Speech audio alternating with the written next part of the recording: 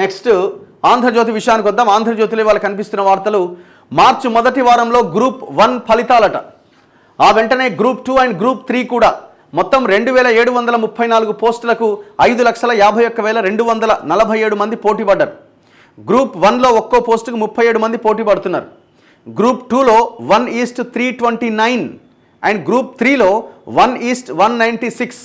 Group 2లో ఒక్క పోస్టుకి 329 మంది పోటీ పడుతున్నారు. గ్రూప్ 3లో ఒక్క పోస్టుకి 169 మంది పోటీ పడుతున్నారు. ఉద్యోగ ఖాళీలు మిగలకుండా టీజీపీఎస్సీ వ్యూహాత్మక చర్యలు.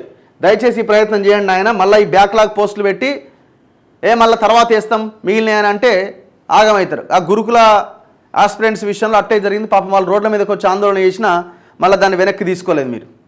ఈసారి అట్లా కాకుండా చూడండి దయచేసి. Group 1 and group 2 and group 3 పరీక్షల ఫలితాల విడుదలకు తెలంగాణ పబ్లిక్ సర్వీస్ కమిషన్ సిద్ధమైంది. లక్షల మంది నిరుద్యోగులు ఎప్పుడెప్పుడా ఎదురు చూస్తున్న ఫలితాలను మరో 2 వారాల్లో ప్రకటించేందుకు చేస్తున్న కసరత్తు తుది దశకు చేరుకున్నది. మార్చి మొదటి వారంలో గ్రూప్ 1 మెయిన్స్ జనరల్ ర్యాంకింగ్ జాబితాను ప్రకటించి ఆ తర్వాత గ్రూప్ 2 ఆ పైన గ్రూప్ 3 ఫలితాలు విడుదల చేయాలని టీజీపీఎస్సీ నిర్ణయించింది. ఒకే అభ్యర్థి 2-3 పోస్టులకు ఎంపికై ఆ తర్వాత ఖాళీలు మిగలకుండా ఉండేలా వ్యూహాత్మకంగా ఒకదాని తర్వాత మరో పరీక్ష ఫలితాలకు సిద్ధమైంది. అత్యంత విశ్వసనీయ సమాచారం మేరకు మార్చి మొదటి వారంలో గ్రూప్ 1 ఫలితాలు ప్రకటిస్తారు. ఆ తర్వాత గ్రూప్ 2 అండ్ గ్రూప్ 3 ఫలితాలు విడుదలవుతాయి. ఈ 3 పరీక్షలకు సంబంధించి 2,734 పోస్టులకు గాను 5,51,247 మంది పోటీ పడ్డారు. ఇప్పుడు మీరు ఫస్ట్ గ్రూప్ 3 ఇచ్చారు అనుకోండి, అన్ని పోస్టులు ఎవరెవరైతే ఉద్యోగం వస్తుందో వాళ్ళంతా బ్లాక్ చేస్తారు. ఆ గ్రూప్ 3 వచ్చినానికి మళ్ళీ గ్రూప్ 2 వచ్చింది అనుకోండి, మళ్ళీ ఆయన గ్రూప్ 2 పెద్ద పోస్ట్ కాబట్టి ఆ గ్రూప్ 2కి వస్తాడు. మరి ఆడ పోస్ట్ బ్లాక్ అయింది కదా, అది బ్యాక్లాగ్కి వెళ్ళిపోతుంది. అందుకే దయచేసి పెద్ద పోస్టులని ఫస్ట్ రిలీజ్ చేసేయండి, తర్వాత సో స్టెప్ బై స్టెప్గా బ్యాక్లాగ్ లేకుండా చేస్తే నిరుద్యోగులందరికీ ఉద్యోగాలు అంటే ఎంతో కొంత రావడానికి అవకాశం ఉంటుంది.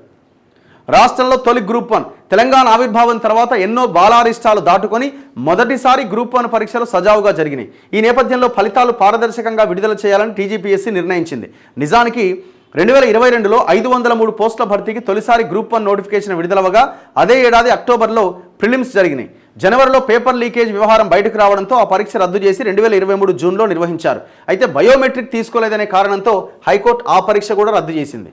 మళ్ళీ 2023 డిసెంబర్లో కాంగ్రెస్ సర్కార్ ఏర్పాటయ్యాక ఎన్నికల మేనిఫెస్టోలో పేర్కొన్నట్లు జాబ్ క్యాలెండర్ కసరత్తు జరిగింది.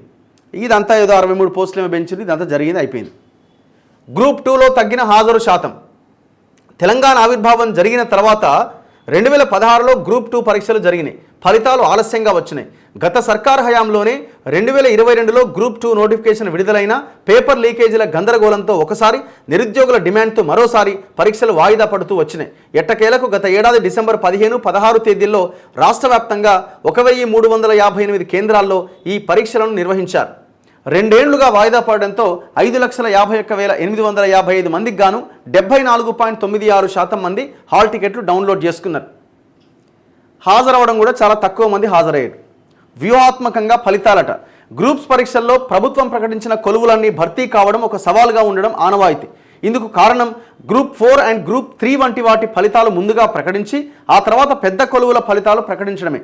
తొలుత ప్రకటించిన ఫలితాల్లో చిన్న పోస్టుల్లో చేరిన వారు ఆ తర్వాత గ్రూప్ 2 లేదా గ్రూప్ 1కు ఎంపికై పాత కొలువులు వీడుతున్నారు, అంటే వదిలేస్తున్నారు. దీంతో మళ్ళీ ఖాళీ ఏర్పడుతున్నది. ఈసారి సమస్య లేకుండా ఉండేందుకు టీజీపీఎస్సీ వ్యూహాత్మకంగా ముందుకు సాగుతోంది. అందుకే తొలుత గ్రూప్ 1 ఫలితాలు విడుదల చేయాలని నిర్ణయించింది. ఆ తర్వాత గ్రూప్ 2, తర్వాత గ్రూప్ 3 ఫలితాలు ప్రకటించడం వల్ల ఈ ఖాళీల సమస్య ఉండకపోవచ్చని భావిస్తున్నది. దయచేసి ఆ ప్రయత్నం చేయండి, నిరుద్యోగులకి ఉద్యోగాలు ఇవ్వండి.